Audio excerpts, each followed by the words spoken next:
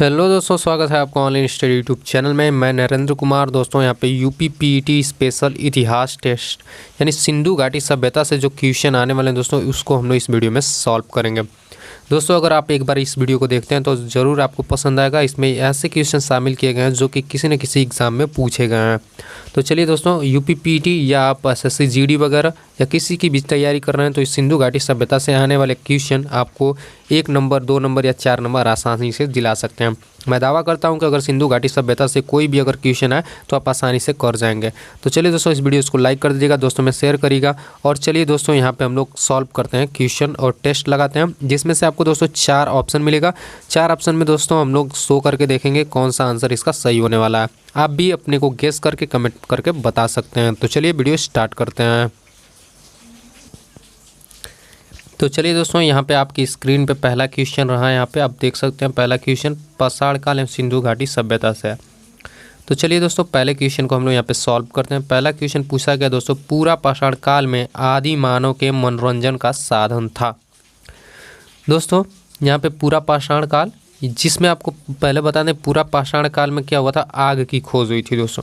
और पूरा पाषाण काल में दोस्तों आग की खोज हुई थी, इसको कैसे याद करेंगे? सबसे पहले याद करेंगे, आग लगती है तो किसी भी वस्तु को पूरा जला देती है, यानी पूरा पाषाण काल। अगर दोस्तों पूछा जाए कि आग की खोज किस काल में हुई थी तो आप याद करेंगे पूरा पाषाण काल। तो चलिए यहाँ पे देख लेते हैं, पूरा पाषाण काल में आदि मानव के मनोरंजन का साधन क्या था। तो चलिए दोस्तों, यहाँ पे आपको 4 ऑप्शन मिलते हैं, शिकार, जुआ, संगीत और घुड़सवारी। तो दोस्तों यहाँ पे आपका आंसर क्या हो जाएगा आप कमेंट करके बताएं। और यहाँ पे दोस्तों हम लोग अभी चेक आंसर करेंगे। तो चलिए दोस्तों, यहाँ पे हम लोग आंसर चेक करते हैं। तो दोस्तों यहाँ पे आपका आंसर हो जाएगा शिकार। सबसे पहले दोस्तों आपको बता दें कि जो शिकार है वहाँ का मुख्य जो है कि मनोरंजन का साधन था, और वो दोस्तों शिकार करके अपने भोजन भी बनाते थे। और दोस्तों ये लोग क्या कर, पूरा पाषाण काल में दोस्तों आपको पता ही होगा कि क्या करते थे, उतना हथियार धातु का नहीं था, तो ये लोग क्या करते थे, पत्थर वगैरह का बना करके ये शिकार करते थे और अपना मनोरंजन का साधन करते थे। और दोस्तों चलते हैं अगले क्वेश्चन पे। नव पाषाण काल के लोगों द्वारा पाला गया प्रथम पशु था।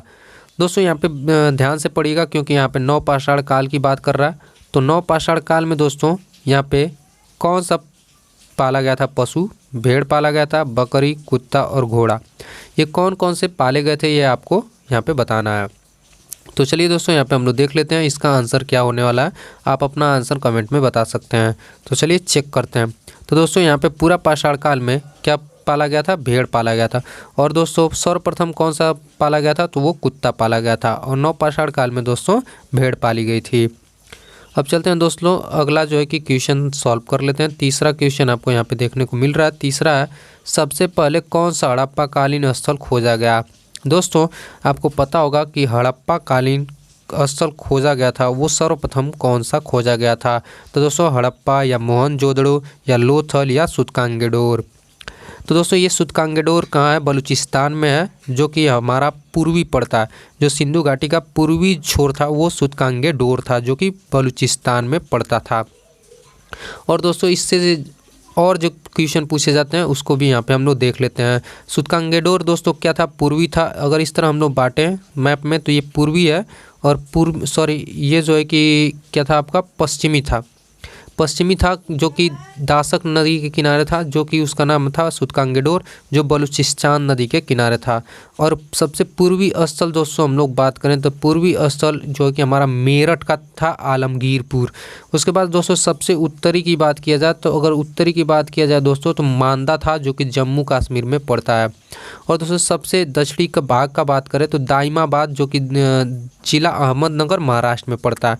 तो ये सारा चीज़ आप याद रखेंगे, हड़प्पा कालीन स्थल से पूछे जा सकते हैं।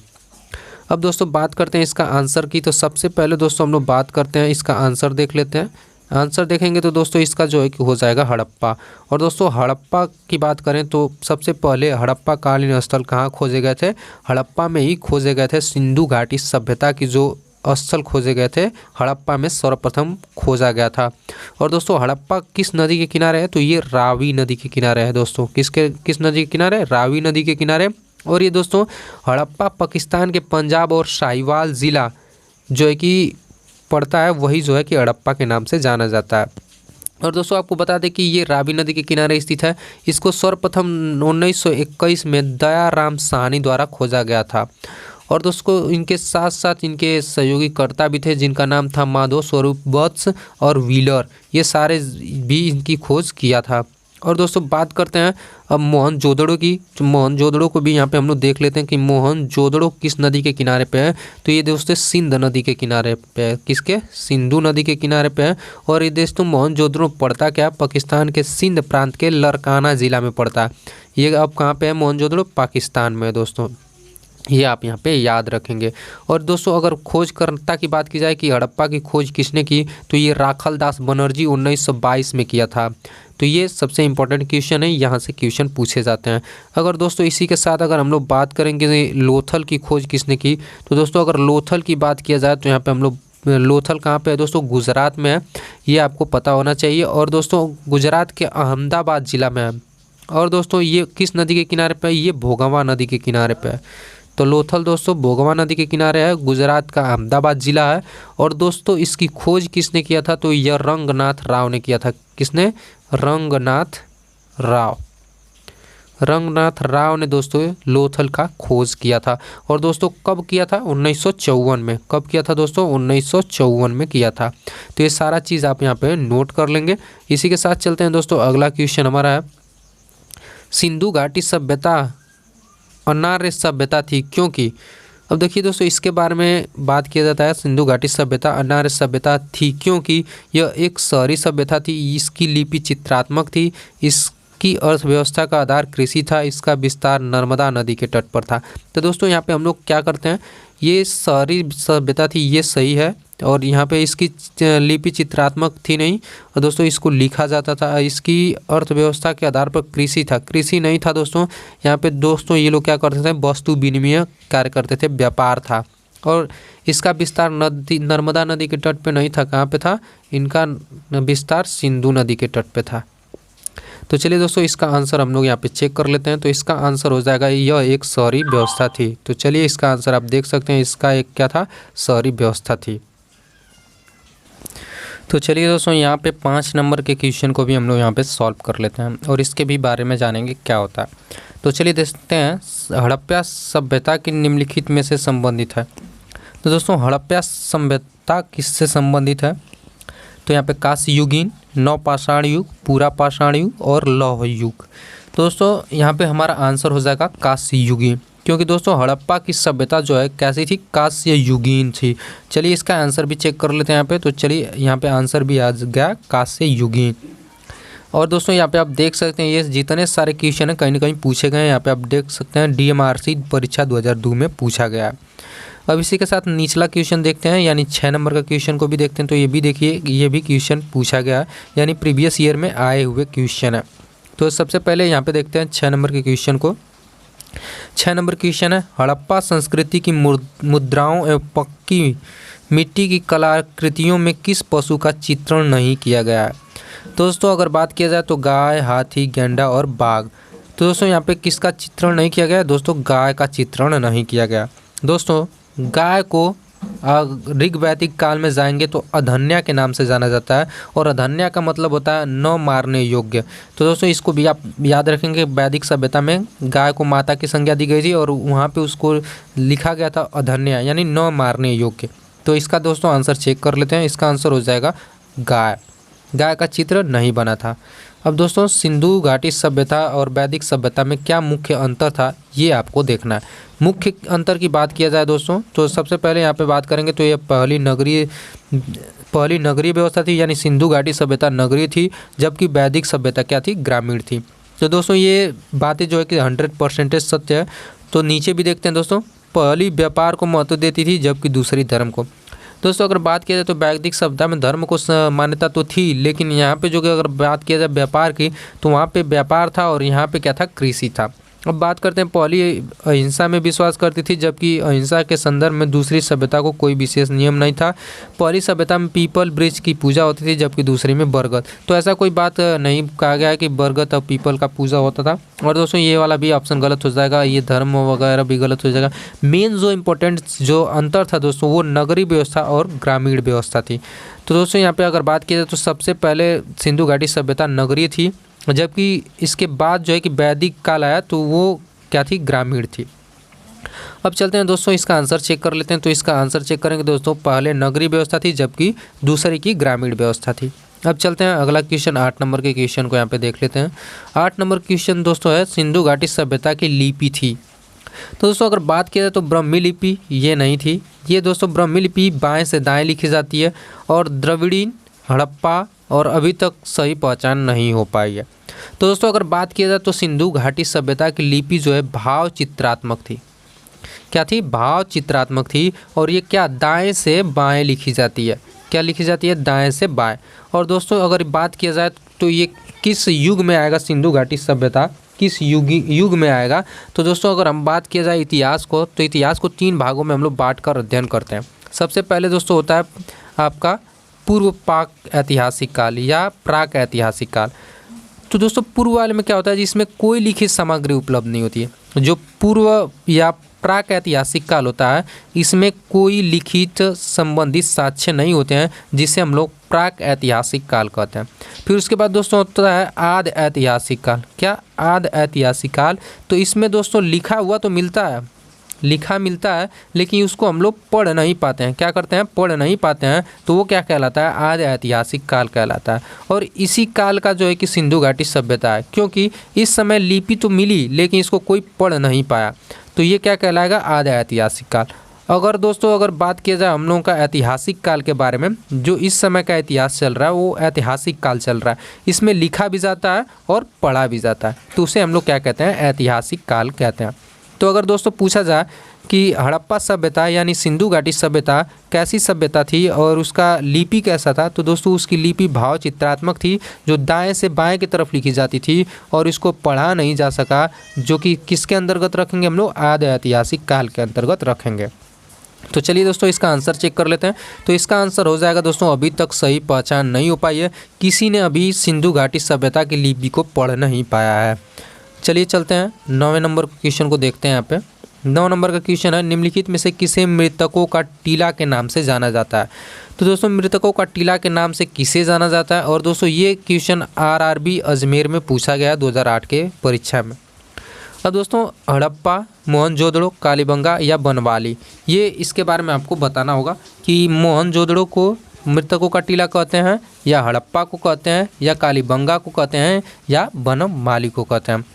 तो सबसे पहले दोस्तों अगर बता दें कि इसका जो है कि मृतकों का टीला किसे कहते हैं, तो वो आंसर आपका होगा मोहनजोदड़ो।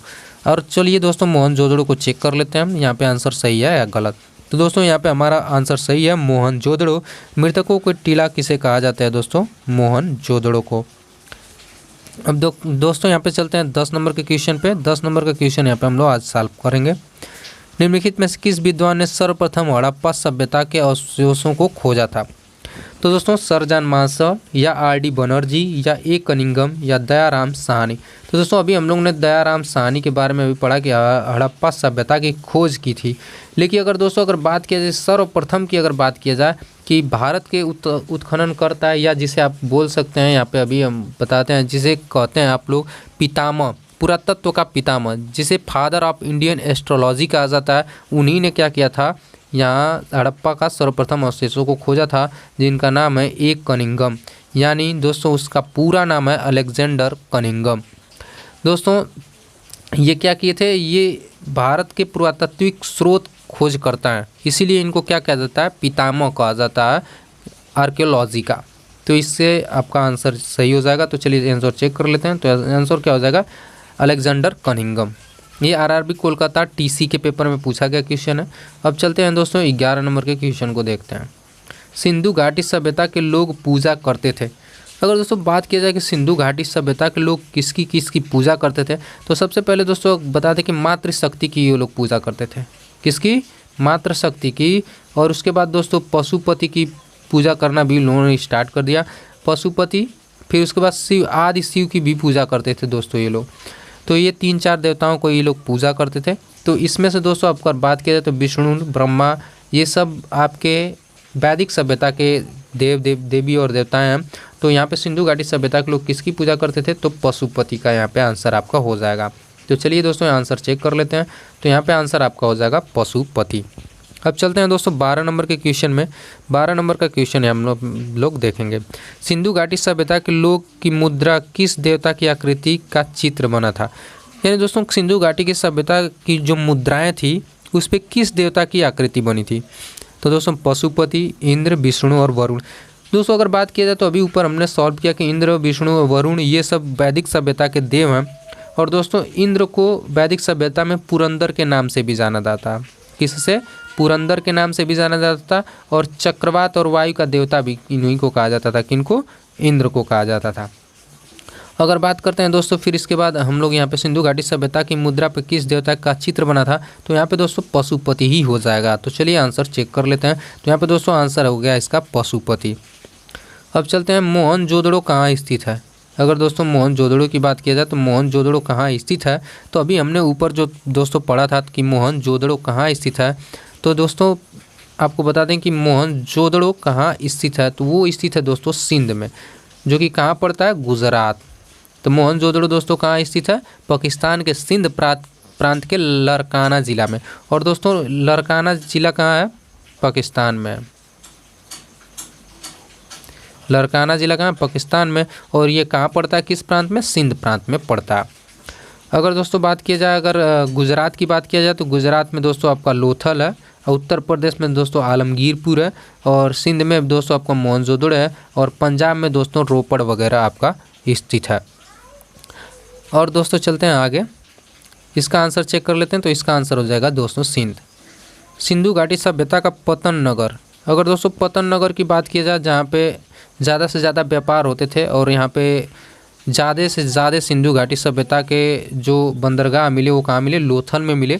तो बंदरगाह को ही पतन बोला जाता है दोस्तों। तो सिंधु घाटी सभ्यता का पतन नगर कौन सा हो जाएगा? आपका लोथल हो जाएगा। तो चलिए आंसर चेक कर लेते हैं। आंसर एकदम सटीक है, एकदम सही है। तो इस तरह का आप पढ़ते रहिए।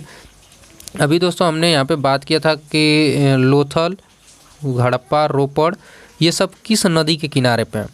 तो अगर बात किया जाए कि लोथल की दोस्तों, तो लोथल आपका दोस्तों अभी हमने बताया भोगवा नदी के किनारे पे। कहाँ पे है? भोगवा नदी के किनारे पर। ये याद रखेंगे गुजरात का अहमदाबाद ज़िला है। और इसकी खोज दोस्तों रंगनाथ राव ने किया था। किसने? रंगनाथ राव। और हड़प्पा की दोस्तों अगर बात किया जाए तो ये रावी नदी पे है। कहाँ पे है? रावी नदी पे। और ये पाकिस्तान के ये जो है कि अगर हड़प्पा की बात किया जाए तो ये पंजाब के प्रांत में साहिवाल ज़िला जो है वहाँ पे पड़ता है। और ये रावी नदी के किनारे। अगर दोस्तों रोपड़ की बात किया जाए कि रोपड़ कहाँ पे है और किस नदी के किनारे पे है, तो रोपड़ दोस्तों सतलज नदी के किनारे पे है। कहाँ पे? सतलज नदी के किनारे पे रोपड़ आपका स्थित है। और रोपड़ कहाँ पड़ता है? पंजाब पड़ता है। पंजाब में रोपड़ पड़ता है और जो कि सतलज नदी के किनारे पे।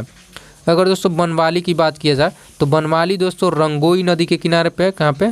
रंगोई नदी के किनारे। और ये कहाँ पड़ता है? हरियाणा का हिसार ज़िला।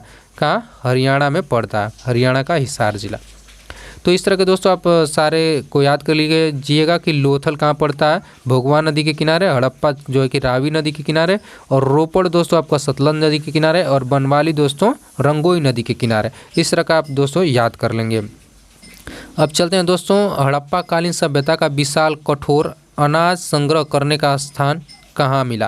तो दोस्तों क्या करते थे कि सिंधु घाटी सभ्यता या हड़प्पा कालीन सभ्यता के जो लोग थे अनाजों को इकट्ठा भी करते थे। एक देखेंगे तो पूरा अगर इतिहास आप पढ़ेंगे 8 या 6 की किताब में अगर आप पढ़ेंगे तो एक पूरा विशाल अन्नागार बनाया गया था जिसमें लोग क्या करते थे? अनाज को ले जा करके आपात स्थिति के लिए रखते थे या भविष्य के लिए रखते थे, खाने पीने के लिए। तो दोस्तों ये कहाँ मिला आपको? दोस्तों मोहनजोदड़ो में मिला। और दोस्तों अभी हमने बात किया कि मोहनजोदड़ो कहाँ है? सिंध नदी के किनारे है, जो कि पाकिस्तान के सिंध प्रांत में पड़ता है, लरकाना ज़िला। अब दोस्तों इसका आंसर हम लोग चेक कर लेते हैं। इसका आंसर हो जाएगा दोस्तों मोहनजोदड़ो। अब चलिए आगे चलते हैं। अगर दोस्तों आप वीडियो देख रहे हैं वीडियोज़ को ज़रूर लाइक कर दीजिएगा, दोस्तों में शेयर करिएगा। इस तरह के अगले वीडियो में भी आपको ऐसे ही मज़ेदार क्वेश्चन देखने को मिलेंगे। चलिए यहाँ पे हम लोग आज 20 क्वेश्चन सॉल्व करेंगे।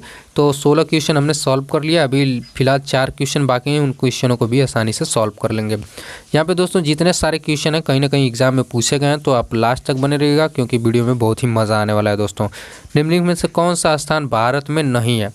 अगर दोस्तों बात किया जाए तो हड़प्पा की अगर दोस्तों बात किया जाए तो अभी ने हमने बात किया कि पाकिस्तान के पंजाब प्रांत में साहिवाल ज़िला में है।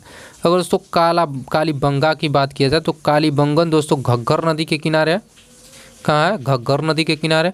और राजस्थान का हनुमानगढ़ जो ज़िला है वही क्या है? कालीबंगन के नाम से जाना जाता है। अगर दोस्तों रंगपुर की बात किया जाए तो रंगपुर की दोस्तों अभी हमने बात किया रंगपुर जो है कि मादर नदी के किनारे है, जो गुजरात का कठिवाल ज़िला है। अगर रोपड़ की बात किया जाए दोस्तों तो रोपड़ जो है कि अभी हमने बात किया सतलज नदी पर, क्या? पंजाब का रोपड़ ज़िला। तो ये सारी चीज़ें हमने यहाँ पे देख लिया। मीन्स कौन से भारत में नहीं है। तो दोस्तों अगर भारत की में नहीं है कि बात किया जाए तो हड़प्पा ही नहीं है, क्योंकि हड़प्पा इस समय कहाँ पड़ता है? पाकिस्तान में पड़ता है, पाकिस्तान का साहिवाल ज़िला। तो दोस्तों यहाँ पर आंसर इसका हो जाएगा हड़प्पा। अब 17 नंबर के क्वेश्चन पे देखते हैं दोस्तों। अमीर जो हड़प्पा सभ्यता के एक स्थल है किस प्रांत में है? अमीर की बात की जा रही है तो दोस्तों सिंध में, राजस्थान में, गुजरात में, बलूचिस्तान में। तो दोस्तों यहाँ पे देखते हैं अमीर कुछ अलग सा नाम दिख रहा है, तो इसको भी चेक कर लेते हैं। तो चलिए इसका आंसर चेक कर लेते हैं कि इसका आंसर क्या होगा। अमीर कहाँ पड़ता है? तो ये सिंध प्रांत में ही पड़ता है। और सिंध कहाँ पे दोस्तों? पाकिस्तान में। अब चलते हैं दोस्तों 18 नंबर के क्वेश्चन को देख लेते हैं। 18 नंबर क्वेश्चन, सिंधु घाटी सभ्यता के अवशेष चिन्ह बतलाने की लोगों को क्या मुख्य धंधा था? दोस्तों अगर यहाँ पे बात किया जाए तो ये आरआरबी 2007, आरआरबी गोरखपुर, यानी कई बार एग्जामों में, कई अलग अलग एग्जामों में क्वेश्चन पूछा जा सका है। तो आशा करते हैं कि क्वेश्चन आपके भी एग्जाम में कहीं ना कहीं पूछा जा सकता है, तो आप इसको आसानी से देखेंगे और अच्छे तरीके से इस क्वेश्चन को पढ़ेंगे। सिंधु घाटी सभ्यता के अवशेष चिन्ह बतलाने की लोगों का मुख्य धंधा था कृषि, पशुपालन, व्यापार या शिकार। अगर बात किया जाए कृषि तो यहाँ पे था नहीं। पशुपालन भी अभी लगभग नहीं था, कुछ नाम मात्र था। और व्यापार की बात किया जाए तो दोस्तों व्यापार यहाँ पे थोड़ा सा उच्च लेवल पर व्यापार था, क्योंकि यहाँ पे कपास का उत्पादन सबसे ज़्यादा होता था सिंधु घाटी सभ्यता में। अगर उत्पादन की बात किया जाए दोस्तों तो सबसे ज़्यादा उत्पादन किसका होता था? कपास का। अगर दोस्तों बात की जाए कि मुख्य भोजन क्या था, तो इन लोगों का दोस्तों मुख्य भोजन था चावल, गेहूं और जौ। तो गेहूं और जौ का सबसे ज़्यादा साक्ष्य मिलता है, और यहाँ पे कपास का उत्पादन सबसे ज़्यादा होता था। और बात किया जाए दोस्तों शिकार, तो उतना शिकार प्रचलित नहीं था, क्योंकि शिकार करने वाले जो थे ये आदि मानव थे। तो चलिए इसका आंसर चेक कर लेते हैं। सिंधु घाटी सभ्यता के अवशेष चिन्ह बताने के लोगों का मुख्य धंधा क्या था? तो वो दोस्तों आपका कृषि था। यहाँ पे बात किया जाता है कृषि, अवशेष चिन्ह बतलाने के लिए लोगों का मुख्य धंधा क्या था? कृषि था। और कृषि में दोस्तों वो लोग क्या करते थे? कृषि में सबसे ज़्यादा गेहूँ और जौ उत्पादन करते थे, गेहूँ और जौ। और उत्पादन व्यापारिक अगर फसल की बात की जाए तो दोस्तों लोग कपास उत्पादन करते थे। क्या था? कपास। अब चलते हैं हड़प्पा सभ्यता कौन सा स्थल भारत में नहीं है? अगर बात की जाए दोस्तों मांदा, तो मांदा की बात किया जाए तो दोस्तों ये J&K में, जम्मू एंड कश्मीर में। और सुतकोटा की बात किया जाए दोस्तों, और ये हुलास और बालाकोट, इसके बारे में बात किया जाए तो ये सारे आपके मांदा कौन सा भारत में नहीं है की बात किया जा रहा है। तो यहाँ पे देख लेते हैं दोस्तों कौन सा, सुतकांगेडोर जो है कि दोस्तों, लेकिन यहाँ पे सुतकोटदा के बारे में पूछा गया है। तो सुतकोटदा अभी चेक कर लेते हैं दोस्तों, सुतकोटदा कहाँ पे है और बालाकोट कहाँ पे है और हुलास कहाँ पे है, और इसका आंसर क्या होने वाला है। तो चलिए दोस्तों यहाँ पे बालाकोट है। ये बालाकोट जो है कि दोस्तों पाकिस्तान प्रांत में पड़ता है। कहाँ पे पड़ता है? पाकिस्तान प्रांत में। तो ये भारत में स्थल इसका नहीं था, तो इसका आंसर यहाँ पे सही हो जाएगा। इनमें से कौन सा हड़प्पा सभ्यता की पूर्वी सीमा का निर्धारण करता है? अब देखिए दोस्तों पूर्वी सीमा की बात किया जाए तो हमने अभी पढ़ा कि सबसे इस तरह का, अगर कई 4 भागों में इसको बांट दिया जाए। और दोस्तों अगर पूछता है कि सिंधु घाटी सभ्यता कैसी थी, तो ये त्रिकोणीय श्रृंखला थी, त्रिभुजाकार थी। कैसी थी? त्रिभुजाकार। तो इस तरह का आप याद रखेंगे, यहाँ से भी क्वेश्चन पूछा जाता है कि कैसा विस्तार था? त्रिभुजाकार था। अगर दोस्तों बात किया जाए कि उनका पूर्वी सीमा निर्धारण क्या था, तो यहाँ पे दोस्तों अगर पूर्व की बात किया जाए तो पूर्व में आलमगीरपुर जो कि मेरठ में पड़ता है, उत्तर प्रदेश में था।